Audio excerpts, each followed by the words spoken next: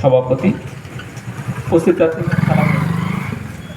ইসলাম মন্ডল, উপস্থিত আছেন আঞ্চলিক তৃণমূল কংগ্রেসের সভাপতি মাননীয় নীলরত্ন শীল মহাশয়, উপস্থিত আছেন পঞ্চায়েতের সদস্য তসলিমা, উপস্থিত আছেন প্রাক্তন সদস্য সিরাজুল ভাই এবং পঞ্চায়েত সমিতির অন্যতম সদস্য স্বপন মল্লিক মহাশয়, উপস্থিত সুব্রতনপুর গ্রামবাসী, আমাদের কুতুবুদ্দিন আছে, রাশিদুল ছিল, সাদ্দাম আছে এবং এখানে প্রত্যেককে নাম বলছি না, সবাইকে দলের পক্ষ থেকে আন্তরিক অভিনন্দন জানাই যে আজকে পথসভায় উপস্থিত হওয়ার জন্য।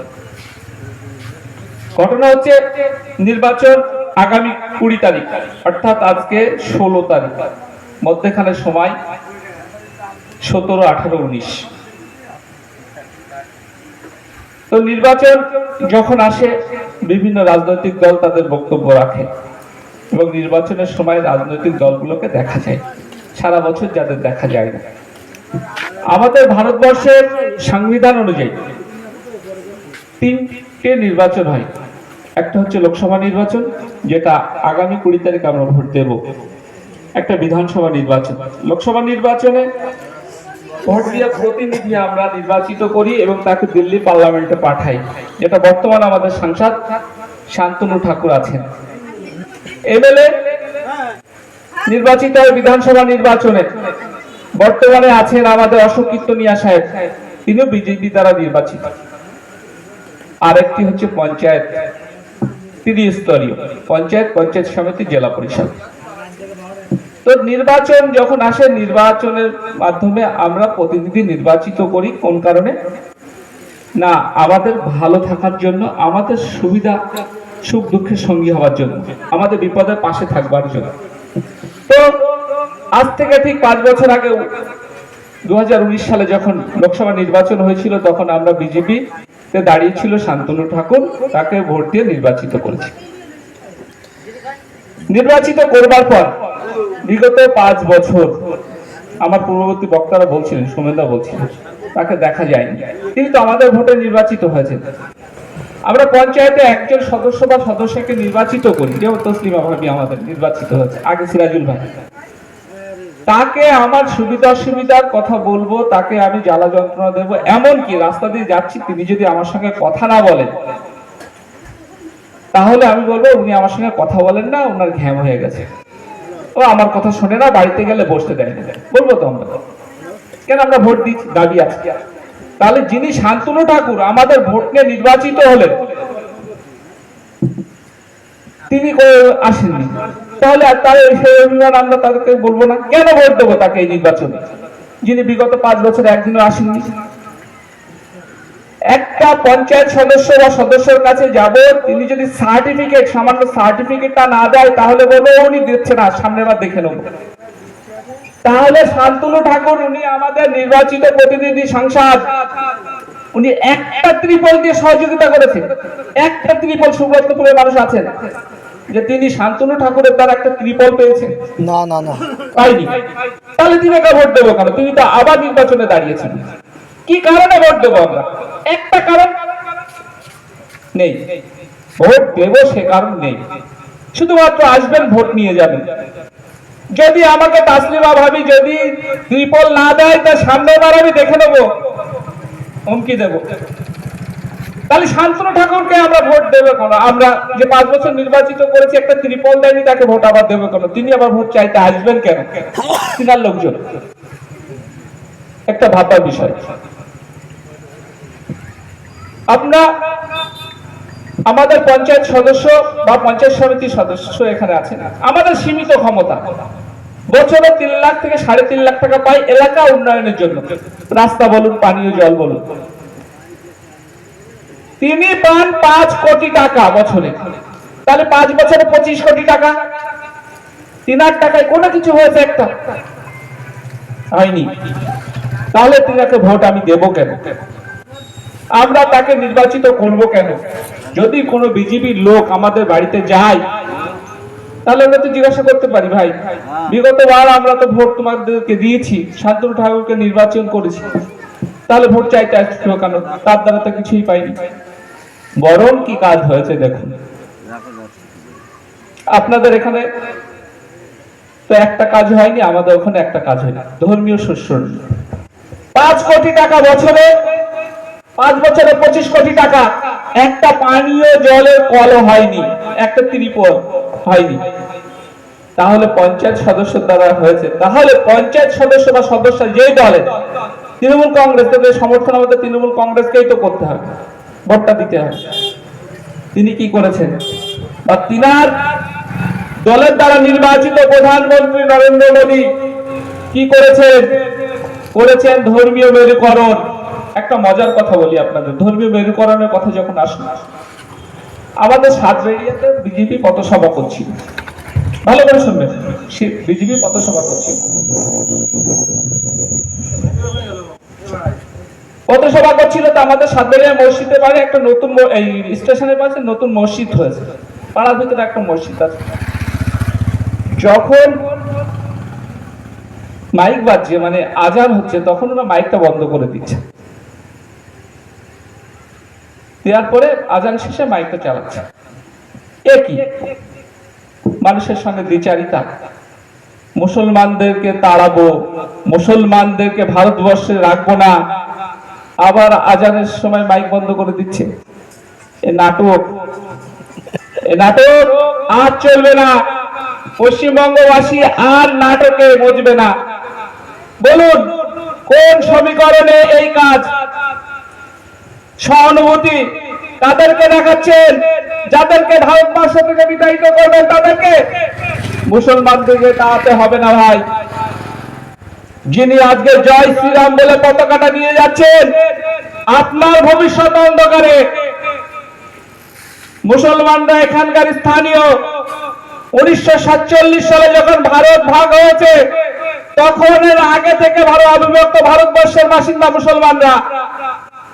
হিন্দু সম্প্রদায়ের মানুষ ধর্মীয় ভাবে নিপীড়িত হয়ে এখানে এসেছে। হিসাব কি বলছে? এখান থেকে মুসলমান সম্প্রদায়ের মানুষ পূর্ববঙ্গে গেছে, পূর্ববঙ্গের মানুষ এখানে এসেছে। তাহলে কি মুসলমানরা ওখানে গেল, ওখানকার হিন্দুরা এখানে গেল? তাহলে স্থানীয় এখানে কারা? মুসলমানরা। আর ওখানে স্থানীয় কারা? হিন্দুরা।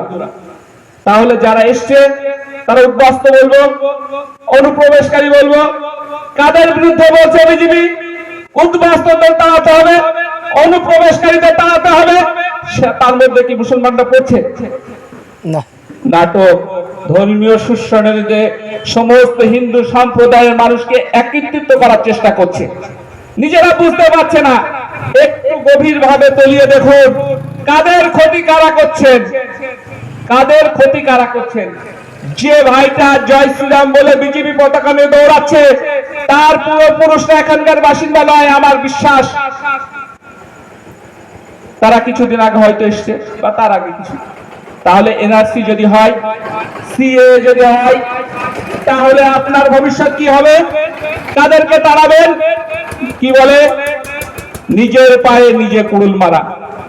সময় এখনো আছে, নিজেদের ভুল সংশোধন করুন। তৃণমূল কংগ্রেসের সঙ্গে থাকুন, তৃণমূল কংগ্রেসকে হাতকে শক্ত করুন। আমরা যাকে নির্বাচিত করে পার্লামেন্টে পাঠালাম, শান্তনু ঠাকুর, তিনার দলের লোকজন গরিব মানুষকে বঞ্চিত করলো, গরিব মানুষের ন্যায্য অধিকার থেকে বঞ্চিত করলো। কি ন্যায্য অধিকার? যখন সিরাজুল ভাই গত বছর নির্বাচিত হয়েছে 2018 সাল, প্রত্যেকের আপনাদের মনে আছে, নির্বাচিত হওয়ার সঙ্গে সঙ্গে পঞ্চায়েত গঠন হয়েছে। সেই মুহূর্তে কি হলো? প্রত্যেক মানুষের বাড়ি দেওয়া হবে, হাউস ফর অল ঘোষণা হলো। গরিব দুস্থ মানুষের বাড়ি দেওয়া হবে। তার জন্য সুব্রতপুর কেন, আমার জানিপুর, সাতবেরিয়া, প্রত্যেক গ্রাম থেকে মানুষ দলে দলে পঞ্চায়েতে যে নাম রেজিস্ট্রেশন করা হলো। সেই ঘর দিলেন না। কেন দিলেন না? গরিব মানুষকে বঞ্চিত করবার জন্য। আপনাকে তো প্রতিনিধি করে পার্লামেন্টে পাঠিয়েছি, আপনি তো পারতেন ঘরটা করে দেওয়া। শান্তনু ঠাকুর করেননি কেন? তখন কি অজুহাত দিল? আবাস যোজনায় নাকি পশ্চিমবঙ্গে দুর্নীতি হয়েছে। দুর্নীতি প্রমাণ করুন। বারবার সেন্ট্রাল বাহিনী পাঠিয়েছেন, সেন্ট্রাল ইনভেস্টিগেশন বাহিনী পাঠিয়েছেন, একবারও দেখা যায়নি দুর্নীতি হয়েছে। মধ্যখানে গরিব মানুষদের বঞ্চিত করলেন। বিজেপি নেতারা বলছেন আমরা যদি বলি তাহলে হলেই ঘরের টাকা ছাড়বে, নাইলে ছাড়বে না। আমরা কারা? ওই পার্লামেন্টে যারা বসে আছেন, যে এমপিরা নির্বাচিত হয়েছেন তারা, তার মধ্যে শান্তনু ঠাকুর একজন। তাহলে গরিব মানুষকে বঞ্চিত করলেন না। কি বলছেন? যখন মমতা বন্দ্যোপাধ্যায় তার রেশিওর টাকা একটা ঘর দিতে গেলে কি হয়, 100 টাকায় 40 টাকা দেয় রাজ্য সরকার আর 60 টাকা দেয় কেন্দ্রীয় সরকার। মমতা বন্দ্যোপাধ্যায় তার রেশিও টাকা যখন রাজ্য ফান্ডে দিয়ে দিলেন, কেন্দ্রীয় সরকার তখন টাকা দিলেন না। কি বলছে? আবারও সার্ভে হবে। কি হবে? তার বাড়িতে ছাদ আছে কিনা, তার বাড়িতে টিভি আছে কিনা, তার বাড়িতে মোবাইল আছে কিনা, তার বাড়িতে বাইক আছে কিনা, এই সমস্ত যদি থাকে তিনি বাড়ি পাবেন না। দেখুন কি ধরনের ধাপ্পাবাজি। আজকের দিনে দাঁড়িয়ে পশ্চিমবঙ্গে কোনো মানুষ আছে তার বাড়িতে মোবাইল নেই, টিভি নেই, বাইক নেই? এই শর্ত যদি পূরণ না হয় তাহলে বলছে বাড়ি দেওয়া হবে না, দেবে না। আসল কথা হচ্ছে দেবে না। আজও দেয়নি, আজও দেয়নি। কিন্তু মমতা বন্দ্যোপাধ্যায় নিজে ঘোষণা করেছেন কেন্দ্রীয় সরকার তার টাকা যদি দেয় দিল, না যদি দেয় নিজের ফান্ড থেকে ডিসেম্বর মাসের মধ্যে যাদের নাম সার্ভে হয়ে আছে প্রত্যেকেই বাড়ি পাবে। মমতা বন্দ্যোপাধ্যায় যা বলেন তা করেন, আপনারা প্রত্যেকেই জানেন। বলেছিলেন 100 দিনের টাকা দেব, দিয়ে দিয়েছে। এ হচ্ছে মমতা বন্দ্যোপাধ্যায়। সেখানে আমাদের যারা উপকারে আসে না, আমাদের সুখ দুঃখের সঙ্গী যারা হয় না, তাদেরকে ভোটটা দেব কেন? সেই জন্য এলাকাবাসীকে বলবো বিজেপি থেকে সাবধান। ভোট আসবে, নিয়ে চলে যাবে, ভোট আসবে, নিয়ে চলে যাবে, কিন্তু আপনার সঙ্গে কিছুই ওরা কোনোদিনই থাকবে না, আপনাদের সুবিধা দেখবে না। জয় শ্রীরাম বলছে, জয় শ্রীরাম বলে ভোট এক জায়গায় করছে।